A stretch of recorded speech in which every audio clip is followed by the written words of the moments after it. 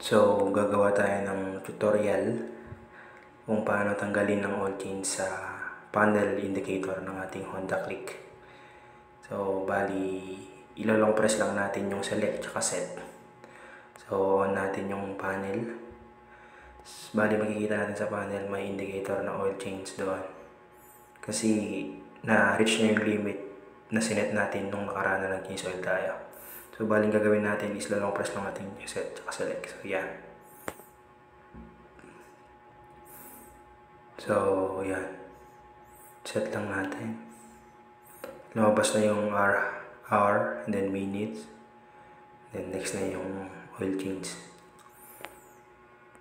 So, bali dito, yung sinet ko dati is 1.5.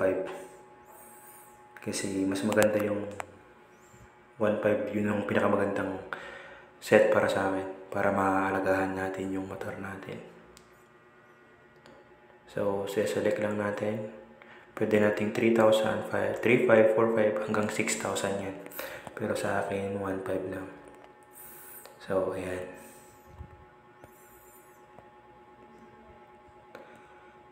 Tapos, isa-set na natin yan. Okay na yan. So, baling nangyari, hindi natanggal yung oil change. So, ang gagawin natin, i-off muna natin yung panel. Pagkatapos natin i-off yung panel, pipindutin mo yung set ng, ilolong press mo yung set hanggang sa mawala yung oil change. So, yan. Itong set, ilolong press lang natin muna bago natin i-on yung ignition. So, long press natin bago natin yun. So, long press tapos on.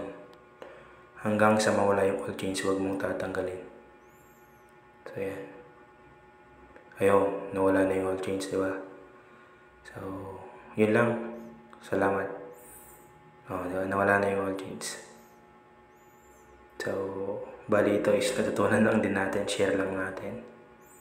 So, yeah. Off ulit natin tapos yun natin. Tignan natin kung wala na talaga.